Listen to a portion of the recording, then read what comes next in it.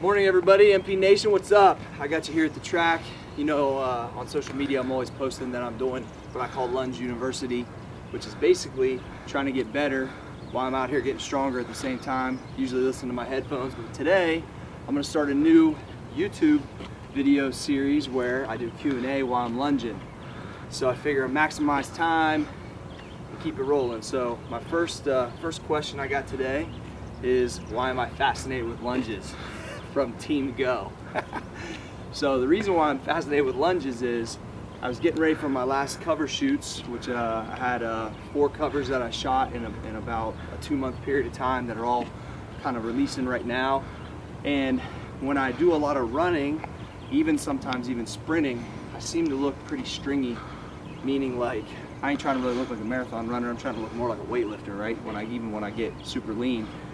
The lunging seem to keep my metabolism at a high level, but also retain good muscle mass because it keeps my legs full, it got them more shredded, and so it also gives me a chance to like listen to my motivational material without having my heart rate at such a high level to where I can't even hear myself think. So that's the reason why I'm fascinated with them, because the results have been unbelievable. Not just only from a lean muscle standpoint, from a strength standpoint. Your knee, your glutes, hamstrings, quads, you know, because you can change your angles that you're lunging. When I came back into powerlifting, right after my my little cover model stint I was doing, I squatted 625 at 188, suited up in an equip contest, and hadn't been, you know, had anything over 600 pounds on my back in a couple years, and I was able to jump almost immediately back into competition for that level. So that's the reason why I'm so fascinated with lunges, and why I'm bringing this Lunge University segment to you now on my YouTube channel. But in reality, it helped all angles of my game. All angles of my game. Yeah, we got a runner out here, that's good. So secondly, people asking me, why the hell are you squatting every day? I don't even have to look to see who that question's from, because it's from everybody. So I've been reading about the Bulgarians on how they got crazy strong back in the day, and one of their main things that they did on a regular basis was squat every day. And they did a bunch of other stuff all the time too. She don't want to be on video, I don't think, but that's okay. Anyhow, so they started squatting every day. So I said, you know what? My hips were starting to feel kind of weak because I do competing gear, and I want to just make my squat game better. So just like anything else, I'm an extremist. I said, what the hell can I do? Whoop, almost fell. What the hell can I do to make my squat just nasty? So I started reading online about Average Bros Gym and some other people that have kind of employed that method. I said, screw it. I don't have a ton of traveling coming up. I should just squat every day for, at first I said maybe 100 days, a year, 30. I didn't know what I was doing. Today's day 72, and I'm here to tell you the results are sick.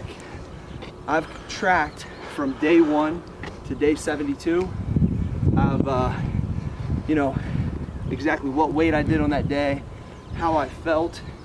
I got to about day 30 and I realized the results were so ridiculous that I went ahead and started an Instagram videoing every day from day 30 on. So I've Instagrammed 41 squat days in a row to show you guys I'm not bullshitting. They ain't always pretty. Some days it's 315. Some days I got my suit on, it's 700. It just depends what I got in the tank that day. I also show my misses. If I miss a day, it is what it is. There's always tomorrow in this program because I'm going for 100 days. And truthfully, I don't even know if I'll stop at 100 days. Right now, the only way I would stop is if I'm not able to get to a squat rack. But in that case, maybe I'll make up some type of thing where I had to do 250 or 500 body squats or something that day. I'm gonna figure it out. Regardless, everybody's been asking how I set it up. I go to the bar for 5 or 10 reps. I go 135, depending on if I'm using the squat bar, it's a 60-pound bar, it's 150. I'll hit that for 5.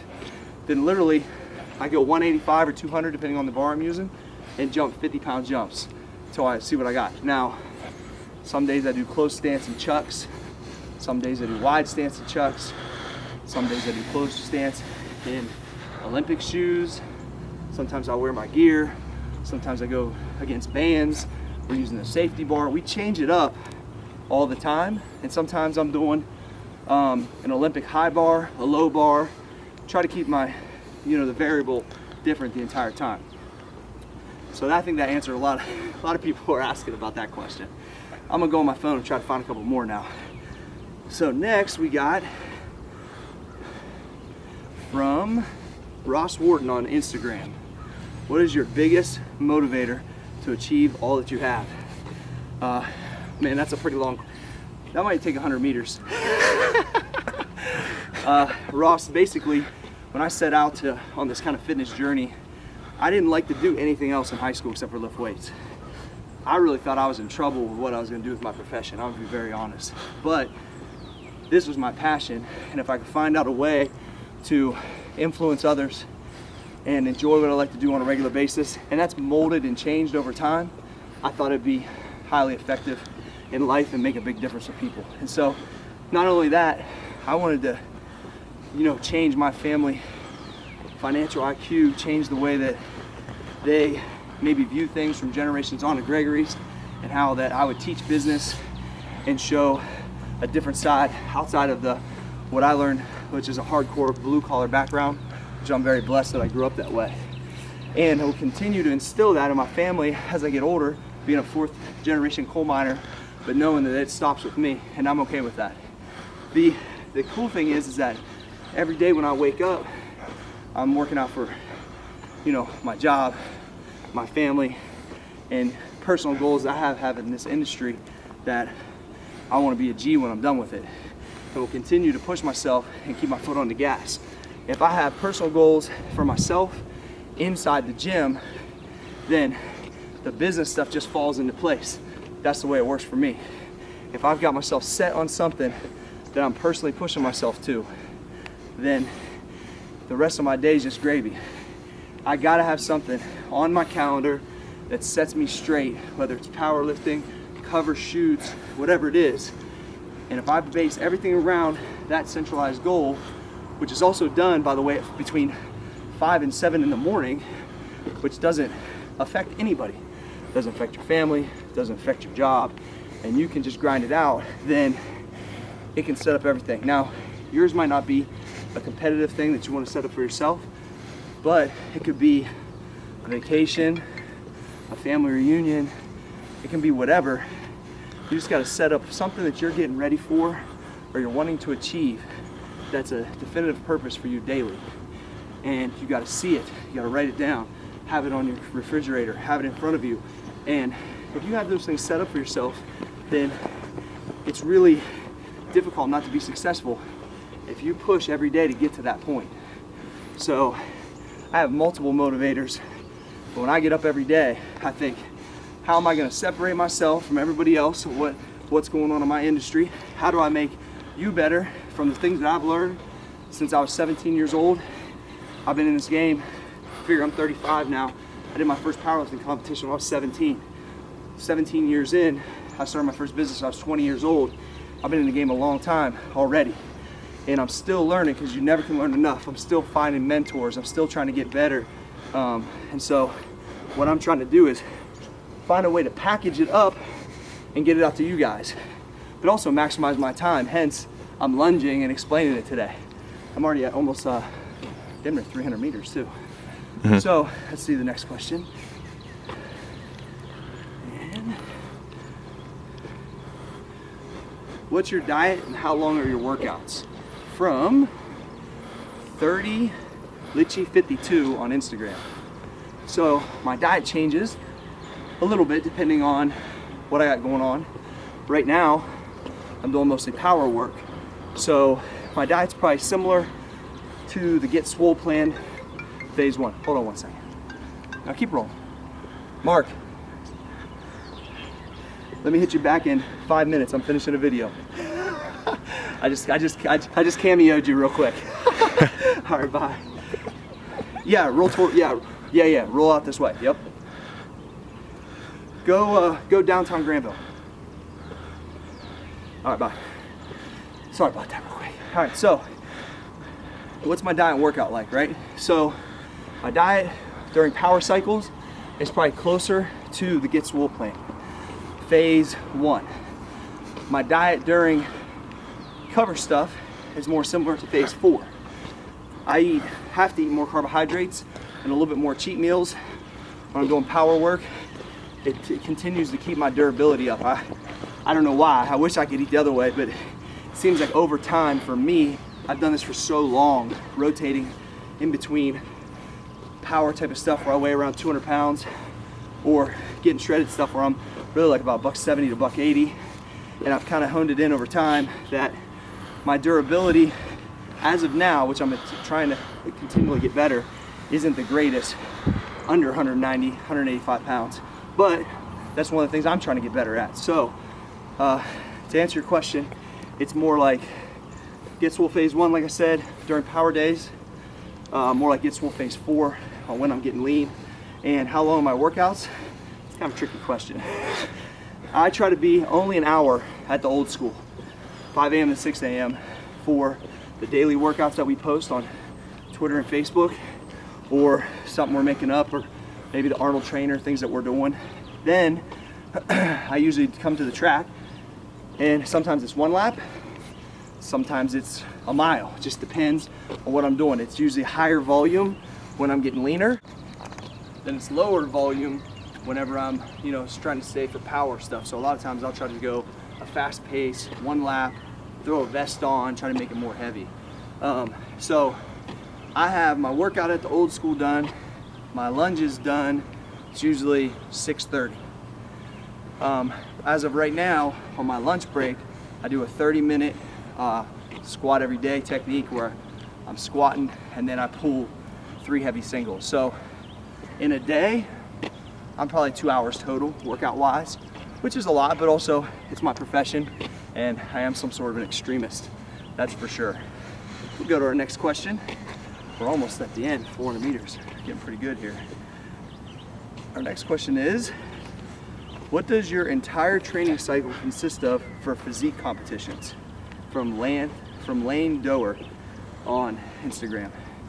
Diet, training, anything you do, and how do you become a sponsored athlete, especially in bodybuilding? So that's a pretty popular question. I'll start with that. How do you become a sponsored athlete in general? So that was the thing I was always after too when I was young up in the game. How do I get people to notice me? How do I get companies to endorse? Well, the key is now, I think, is social media. Prior, when I was starting, when I was 20, social media didn't exist. So the only way you could do it was competition, get your pictures done, hopefully get to put in a magazine.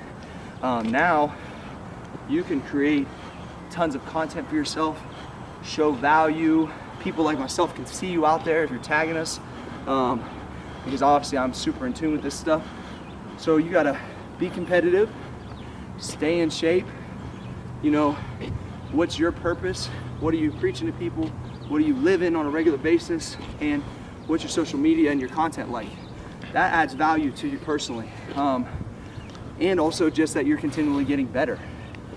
I also, when I was doing that, I was also influencing people in my area, training with them, helping them, competing, holding competitions. I was on every side of this game trying to get noticed. And then what happened was, at 3 o'clock in the morning, I was up sending my pictures in 2001 to everybody I could send them to, every company. Guys I work against nowadays even, probably don't even remember.